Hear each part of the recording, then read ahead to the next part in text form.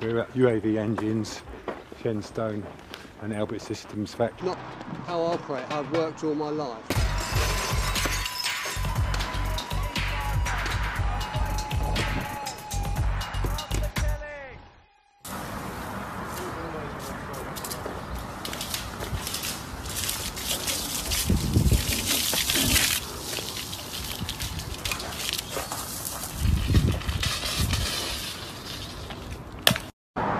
Since we've launched a month ago, we've taken action against Elbit over 15 times. Elbit do not want to take these cases to court. On occasions, the police have even said, oh, you can just go without being arrested. We're taking action against that arms factory because they don't want the attention. The decision about arrest is currently being deliberated. Dismantle this monopoly of violence Israel has over Palestine, brick by brick.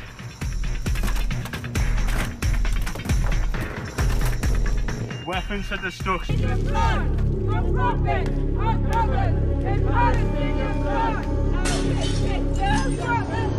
Looks like they've caused some damage. What are you doing on the roof? This is the Scarcity Studios YouTube channel. Please don't forget to like, comment, share and subscribe. And our sponsors are Alpha Claims and Hire Birmingham, the leading and best accident management company. Get a replacement car anywhere in 1 hour.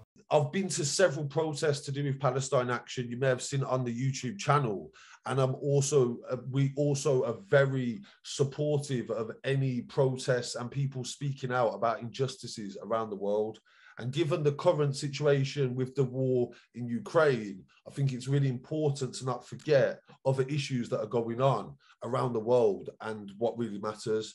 So today I'm joined by, I'm going to allow you guys to introduce yourselves. And I really appreciate you joining me today. Thank you. Yeah, thank you. Thanks for having us. So I'm Huda Mori, and I'm a co-founder of Palestine Action. I'm also Palestinian and Iraqi myself. I'm Richard Barnard, another co-founder of Palestine Action. And then, yeah, to just explain what Palestine Action is, we are a direct action network. So we target, our main target is Elbit Systems, Israel's largest private arms manufacturer.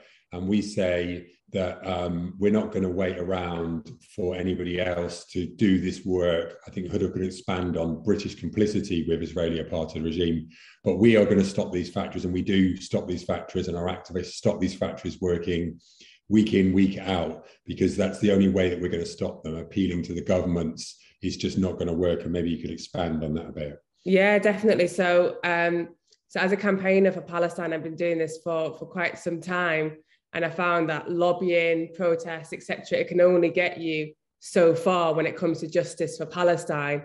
And because Britain has been so complicit in the colonization of Palestine for literally over 100 years now.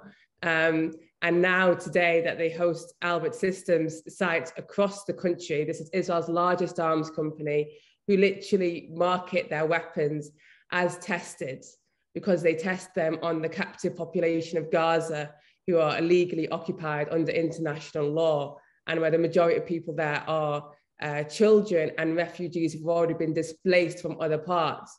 So often, whenever we do see Palestine on the news, on the mainstream news, it's when Gaza has been brutally attacked. And at those points, Elbit actually uses it as an opportunity to test new weapons out. And then what they do with that is they're building these weapons in Britain, in different places across the world as well, but especially in Britain, they've got many sites, and then they're selling them on to other oppressive regimes, so to be used in places like Iraq, Afghanistan, Kashmir, Yemen, etc. And all of this is happening on our doorsteps. And for us, we've asked the government several times to impose an arms embargo and been ignored, despite the clear evidence against what Israel is doing to the Palestinian people. And for us, when we know that arms are being produced which are going to kill people, we believe it's our duty to get in the way and to stop that from happening, and to stop these factories from operating. And if the government won't shut them down, we'll shut them down ourselves. And actually, we recently had a success in Oldham, where one of their big factories was located, which was forced to close down after 1.5 years of sustained direct action at that site. The situation in Palestine and the way that the Israeli forces and government have obviously treated the civilians, is recognised internationally as breaching international law. Is that correct? Yeah, yeah. Even our own government recognises that as an illegal occupation, but they still continue to support it. But yeah, by international law, Israel has been breaking the rules since day one when it comes to violating Palestinians' rights. You see it in the West Bank, Palestinians are constantly losing their homes. Israel bulldozes their homes in order to make way for the ever-expanding illegal settlements. It's happening constantly. Forced live under brutal occupation, and in Gaza people can't leave and people can't enter. At one point, Israel literally calorie counted how much food could go in, so per person that lived there. And as you can imagine, that's just never going to work. So psychological torture as well as physical as well, isn't it? Really, if you're starting to deprive people of food, that is torture, isn't it? And potentially that also breaches human rights, I'm imagining, because of the entitlement to be able to live, isn't it? So that's a very basic thing. I really appreciate you explaining that very concisely. In relation to the protest, you're saying like direct activism. I'm sure you're aware of the recent bill that has just been put through by the government in relation to stopping us protesting, for example. This bill will prevent people from, for example, being loud. So if you're loud in a protest or you disturb anybody's life, so if you block a road or, for example, block entry to a business like Elbit, is that correct pronunciation, Elbit? Yeah, so like you could potentially be arrested for that in the future. The law hasn't directly come into effect yet, but yet I think it was 2 days ago, it's just gone through the House of Lords. So now it's gone to the next stage where Priti Patel and the government are looking to implement this.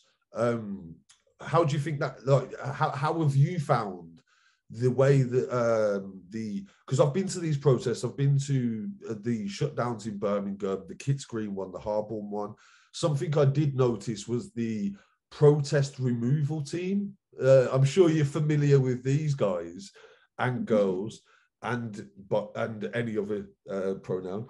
And basically they come, like, they've got like a unit now that is designated to remove you from the rooftops and from any of these protests. Is that correct? Yeah. And also, what do you think of the legal element of that? Like actually sending somebody up in like harnesses. I'm going to show footage while I'm talking about this to the viewers, because I've got footage of them going up on the harnesses and carrying somebody down in what looked like a body bag. They put them in a body bag, strapped them up, and then harnessed them off a building forcefully. And of course, so what are your views on the way that they're dealing with the direct action that you guys are participating in? I deal with the practical nature of it, and then maybe Huda can talk about the legal aspects. Brilliant. I think practical nature of it, because we've had experienced this, right? We were taken off a roof ourselves, stretchered off, as you pointed out. And like you said, right.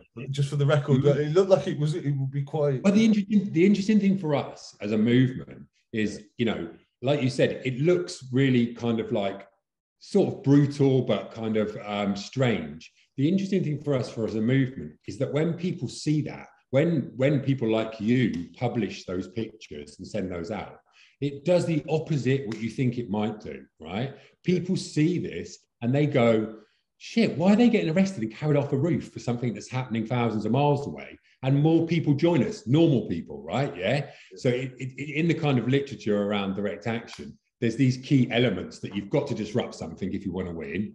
You've got to create a dilemma. You've got to have that element of, do the police arrest you? Do they crack down on you? And we can talk to that a bit in a minute. But the key element as well that seems sort of counterintuitive to Western secular culture is that an element of sacrifice. And I know before this, we were talking about the 60s.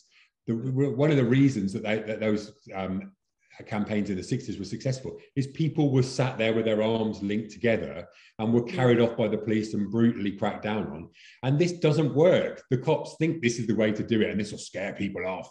But actually, more normal people go, we're going to do this. When we were on the roof, there was on day one, people in this sort of relatively white area were shouting at us the normal stuff. Go and get a job, go and do this, go and do that, what are you doing up there? by day 3, there were people going, well, look, they're being carried off by this. Wonder why they're doing that. And this company makes weapons that kills children. Maybe they've got a point. So in a way, you know, I'd much prefer it if we didn't have a protest removal team come in to remove us. It seems a strange thing that if you go into a police force, you choose just to remove protesters. I'm sure that's not why anyone joins the cops. I did say that on the move. Yes. Do you know what? You'd be surprised, you know, some of these guys. You'd be surprised. And honestly, it's a strange experience, bro, when you've got, often people will put themselves in what's called lock-ons. Yes, it might just be a tube and they'll attach themselves to it. And the police... sorry to interrupt, but didn't one of the women in Harbour, didn't she glue her hands, I believe, to the roof? That's what I believe. Yeah. It's a really good. They had to take special glue remover up there or something. Totally. Which I was wondering why they're carrying around with them anyway. Like, is that just like a normal thing you carry, something to get glue off people? But who knows? Yeah. You know what I'm saying? It's very difficult to know. We've had different experiences. Just this week, there were people on the roof in Tamworth, and they were on the roof for a few hours. They couldn't stay on the roof for very many hours because they removed the whole roof. Our activists, and took it all off. Oh wow! To this factory, and then rain came in. Get me and a bit of damaged footage. Could you send me some of that footage? Is the footage? Yeah, definitely. Yeah, I'll include and that. Sometimes we see the police turn up in sort of 4 or 5 hours in this protest removal team. But just in Leicester, not far, obviously, from Birmingham, in May last year, when there was bombing of Gaza, we saw that people were on a roof for 6 days, closed the factory for 6 days, and the police were trying to work out how they could get them down. And like you said, people often we'll kind of try and resist when we consider ourselves with our brothers and sisters in occupied Palestine. We see ourselves as resisting to the last minute. The least we can do is glue our hands to the roof just to make it a little bit difficult and stay there, because every minute, every hour these factories are closed is a win for the Palestinian people when these weapons are not being made. So do you think that the protest removal group was brought into... like they created it based on the fact that, of the willpower of the protesters, the fact that they wouldn't come down, they was willing to go several days like on a roof? Do you know what I mean? That's pretty extreme. Do you know what I mean? There's not many people that I think psychologically are built for that, if that makes sense. But would you say that like the passion for the Palestinian cause is what drove people to be able to do that? Yeah, and I think what you say is an interesting point, because you think, going on a roof and this is kind of like, oh my gosh, this is heroic and difficult. But our reality actually on that is more and more people go, no, I can do that. We've had a 74-year-old on a roof. We've had 18-year-olds, and everyone's just normal people. There's no like full-time professional. I think maybe Huda could talk a bit more about the... No, I think that's a good point to raise, because I think actually it seems like it's really unachievable, it's undoable. But I don't even like camping. Like, I don't ever go camping. And the first time I went camping was on the roof of an Elbit factory. But I was just like, this is absolutely fine. Do you know what I mean? When you realize, and I think when you're in that moment, when you realize actually just by getting on this roof, you've shut down this massive company who's producing these parts for Israel's weapons. And just by being on there and using your own body, you can stop it from happening. Then, you know, you could stay there for ages. You know, you're in the right place at the right time. Because you must understand that some people think that some protests are pointless. Do you know what I'm saying? Like, why are you going out there chanting when the governments don't care and the governments aren't going to do anything? And to a degree, I think sometimes they aren't as obviously productive as you'd imagine. So with the results you've seen in Oldham, Leicester, Birmingham, the support you've seen, do you think that what you've done has actually like helped that and made it more of a progress? Do you know what I'm saying? Like a movement that can build up, do you know what I'm saying? And actually make a change, if that makes sense. Yeah, 100%. And I think that's the beautiful thing about direct action. It's directly going to the source of things. And often protest is limited in its effectiveness because you're always, not in all circumstances, but in a lot of circumstances, you're appealing to someone else to make that change. Yeah. And often that's when you hit the obstacle. But actually direct action is going out there and making the change for yourself. So if you want the factory shut down, if you want to shut down Elbit, you go and you shut it down. And the thing is with this campaign as well is that it makes it impossible for them to operate. So every time activists go on the roof, they have to close their factory down. Every time activists go inside, damage the machinery, etc., then that knocks off more hours that they can't produce weapons in that factory. And when that happens time and time again, and they just can't operate, then it's only a matter of time before they're shut down for good, because they just can't operate like that. So it's almost like the magic formula. Do you know what I mean? If you go and shut it down constantly, they're gonna go. And we saw that in Oldham, and it's just about replicating that in other places. And I think for Elbit, it's as you mentioned before, it's a dilemma. It's the point of going, how much are they going to take of losing profits and losing, because this is what these companies care about at the end of the day. The bottom line is all about the profits that you're making. They don't care about who they kill, where their weapons go, etc. As long as they're making money. If you stop them making money, that's when they have to go. And for us, that's what it's about. It's about disrupting the finances and disrupting the company and stopping them from being able to build these weapons in the first place. So I think every time they're shut down is a win. But obviously, when they're gone for good, then that's the ultimate aim. Okay, well, that's brilliant explanation. Thank you. From a journalistic perspective, I have to obviously talk about the other angle of it. Like, as you explained there, with the process of shutting it down, there was some criminal damage was mentioned, obviously, like breaking stuff. So in relation to, obviously, we don't condone, obviously, criminality on the channel, but obviously direct action has to be done in a way. But what sort of legal problems has your team faced? Can we speak, for example, about the Birmingham one that you did recently? Didn't you have some activists that were in court in relation to what happened as well? Yeah, definitely. So we've been going this campaign now nearly 2 years and caused tens of millions of pounds to Elbit and its accomplices. And not a single activist has been convicted to date. We've had 4 cases go to trial.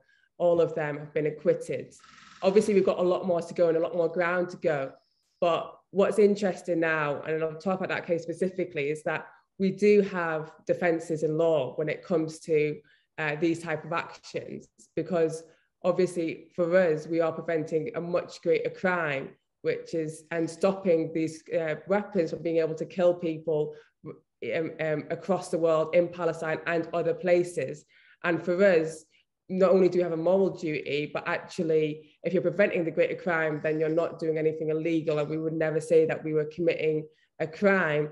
And when people have gone to court, so our first trial that went to court, they were found not guilty on the basis that, compared to what this company did, and they were charged with criminal damage, compared to what the company does. And bear in mind, when we talk about criminal damage, and we're talking about an arms manufacturer which literally tests their weapons on Palestinians, the amount of damage they cause, not just exactly, it's not property we're talking about here, it's human beings that they're destroying, and they're destroying people's lives in Palestine, then it's nothing. And the judge recognized that and said that they weren't guilty. And this was in the magistrate's court, which you probably know, you've got a judge, do you know what I mean? You haven't got a jury or anything like that. And he said, based on the law, you're not guilty. It's automatically, it's the lower end of the criminal spectrum. You'll go to Crown Court after magistrates. Every case will go to magistrates before it's then sent on to the Crown, just for the viewers' understanding of that. So that's yeah. I think that you can say that's amazing, really, that a legal judge has turned around and said that people's activism and elements of, some would say, extreme to the, do you know what I mean, to actually going out there and physically like damaging a building, and some of the is it fair to say, a lot of theatrical parts where they covered blood? Do you remember they poured the fake blood all outside? So them sort of things, they capture the public's imagination, as you were saying a second ago, weren't you, Rich, where it's about capturing the imagination of the people as in to understand the reality. Like, for example, there was a person lying, pretending to be dead on the floor, weren't they, outside the Albert in Kitts Green? No, the Arconic, I believe, was that Arconic in Kitts Green? Yeah. Where again, I'll show the clip that I'm referencing. But there was a man that was pretending, or woman pretending to be dead, covered in blood, and they poured it all over, which was, I'm assuming, symbolic of what they do in Israel. Is that correct? Or Palestine, sorry. Yeah, so definitely. And So just to go back, so the trial I talked about before wasn't the one at Harborne. So I'll just quickly talk about that. Yeah. Just so you've got the right footage and the right stuff. Yeah, of course. So so those 3 women who went on the roof of Fisher German, who actually managed the property for Elbit's factory in Shenstone. And as you can probably see from the footage, they covered the place in red paint and other things, and stopped the place from operating for the day. And actually, when it got taken to court, after we'd won previous cases, it was interesting because I think the police and the CPS were so desperate to get a conviction that they deliberately withheld evidence from our defence team. And then, so that one, they didn't even hear the defence. So the CPS is the Crown Prosecution Service. They're the people that decide whether there is a case to answer to. That's great. Just for like, obviously, people that are not familiar with that. And you should, that was the whole high street as well. Harborne High Street is a very big high street. It's a main road in Birmingham, to be honest. So, and that was shut for several hours, the majority of the day. So that would have cost the company, obviously, a lot of money. It would have cost the government a lot of money. The police, obviously, we pay for the police to go there. So that would have cost them a lot of money. And then that protest removal team, does anybody even know how much that costs? How much does that team even cost to make? Or how much, do you know what I mean? Like, it's just, so a lot of money has been spent to get these people down. But the judge and the law and the courts have said no criminal offence was committed. Is that correct? Yeah. So doesn't that seem like a bit of a waste of time to you that they've gone to them? Exactly. And this is, and I think we've got to a point now where it's like, well, we've won in the courts, and yet you keep on arresting us, you keep on raiding our homes and trying to do these other tactics. But it's I think, you know, there's always a battle. Your homes. So you've had like, have you had issues with the police personally, like coming to you and giving you what would be an example? Could you give an example? Yeah, so around the start, we were we'd had loads of different things happen. We had our property raided a couple of times. We had our passports taken off us. We had a police camera illegally taken off us as well by the police, and then given us back. They said they were going to apply to court to keep the passports, and then we came to court and they just handed them over to us. On what basis was they taking your passports? So they came to arrest him, found my passport. I wasn't even under arrest, and then they were like, "Oh, we're taking yours too." And I went, "You can't take my passport." And I was pretty pissed off. I was like, "Look, that's my passport. You know what I mean? I'm brown in this country. I want my British passport to be able to prove whatever."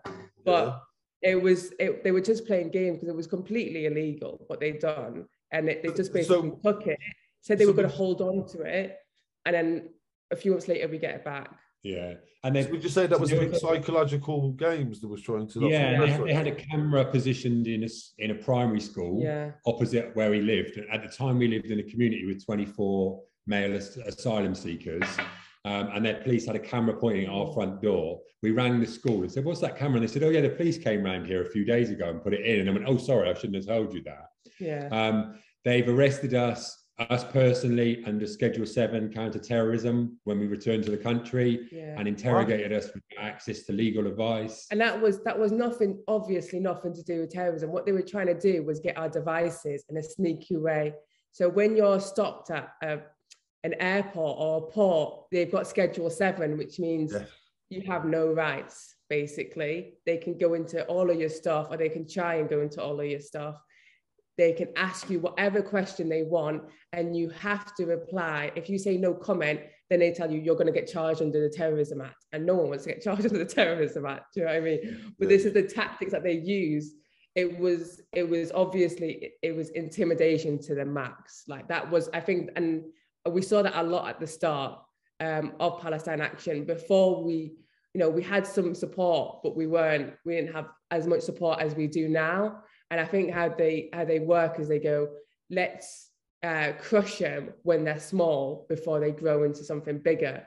And this was literally like, so 3-4 weeks after we launched Palestine Action, there was a meeting between Dominic Raab, who was the foreign minister of this country at the time, and the Israeli Ministry of Strategic Affairs and Israel's defense minister in I think it was in Jerusalem. And then they were talking. Israel basically asked Dominic to crush our movement. And this is all, we found this on the pro-Israel press, and to stop what we were doing. And to be honest with you, at that time, when I found that, you know, we saw that, I was kind of buzzing, because I was like, you see, like, we've been campaigning on this, and they're that desperate 4 weeks in to try and stop us. And obviously we're doing something right, because when it comes to direct action, you're no longer appealing to the government or the people that they have this so much influence over. You're actually just using people to make a direct change, and they can't handle that. And so then you've got the defence minister talking about you, then you know you've definitely ruffling the right feathers, I think. Is that right? So have you guys been to Palestine? Was that just a general going abroad holiday or something, or was that specifically going to Palestine? No, so we weren't going to, but we went when we got stopped, we were going to Ireland. So it was nothing. Oh, blinking heck. Yeah. So obviously they just put 2 and 2 together and got 6 or something. They thought Palestine supporters in Ireland, we might as well associate them to some other sort of nationalism. Was it? So it was just the general crossing border sort of situation. Well, no. So we crossed the border, and it was like they were waiting for us, and I'd straightened my hair, because I thought, you know what, I'm going through a border. Normally, as a brown person, you're trying to just go into the radar. Even as a kid, you know what I mean? Because you always get that when you go with your family or whatever. And then they tried to make it out, I think, to me, like it was a routine stop. So I was like, right, whatever, go with it. And then to you, they said straight away you're here because activism separated us straight away, asking straight away for your passwords to everything or whatever. So they specifically said you're here for trying to get justice with it. Is that what they literally said to you? Yeah, they said that. It was about Palestine Action. Yeah. And they told me an hour into the interrogation, they go, oh, you know, that's why you're here, because of Palestine Action. And I was like, well, obviously, but I didn't realize that you would be that blatant. And we were there for about 3-4 hours in total. And they just don't stop asking you everything about your family, Palestine Action, whatever else. And then, you know, at one point they offered me a cigarette to smoke inside. And I was like, isn't that illegal? And they went, doesn't matter here. As long as you may be giving them something like, sounds like when they give them, like in the American films, they give them like a can of Coke to start snitching on their friends. I thought, oh, fuck. You know what I mean? Like, do you want a fag, Bab? Do you really want a fag? Like, how much do you want to balance it out a bit? You know, so we had that at the start, and as we've talked about the legal successes, but just for the record, we've seen in the last few months people who've caused substantial damage, and just to say again, we've got legal defences. We don't think this is criminal damage. It relates back to the fire of London, and it was established in British law that you could break one building to save somebody's life in another one. It's the same kind of principle. Oh, so was that a legal precedent that was used by your defence in any way? Did you? Yeah, it relates back to that. Yeah. There are precedents, aren't there? As long as there's a precedent, then they have to listen to your argument. And the precedent was the London fire, the Great Fire of London. Great Fire of London is some people broke through buildings, and you can't. If there's a necessity to do it. It's a fair thing to do. But we were saying again, that and I think Huda touched on this, you know, this was the start. This was them trying to crack down on us. We do face charges of blackmail, which activists haven't faced for 30 years. But what we see now is, now that the movement's growing, there's more people, there's people coming out and supporting the actions on the ground. People who took a building apart a month ago were released after 5 hours with no charges. Were hardly held at all. It's kind of like police in different areas, and you know, it might tie into what you were saying because of the sustained nature of these things, and that's the key other element of that actions to win. It's sustained. It's no good just doing the one marathon. of these things. It's not a sprint, is it? You know what I mean? It's got to keep going, and I think the police are going a bit like, we can't just keep protecting this company that is really an Israeli arms company. We don't know. And like I said, the last activists were arrested were released again without charge, minimal bail conditions, I'm assuming just not to go near Elbit, was that the only condition? Well, that's so bizarre. So they're chasing you around, arresting you, putting all this time and effort while there's like paedophiles, rapists, and like neo-Nazis running the street. but that, has there been any conviction on your team for any offence? I might have to edit that laugh out, but okay, so there's no criminal. There's been like 140 people arrested, and not one conviction. Wow. So that could, like, obviously there's no way to understand exactly how much that's cost the taxpayers. But the amount of awareness that must have been raised for the Palestine problem and issue, it must be, you can't even imagine how much that spread. Do you know what I mean? Because obviously I've met people who never knew about Palestine, and because of some of the protests, now suddenly they understand it. Do you know what I'm saying? So it's like, I think that's so important, that because often it gets smeared, you know, the fine line with the anti-Semitism. So any criticism of Israel's actions, we usually be like, oh, you're trying to just criticize Jews as a whole or something like this. And that's where it starts to muddy the ground. In my opinion, do you agree with that in relation to like the politics and the way that you have to approach it to avoid being labeled in any way as like anti-Semitic, for example?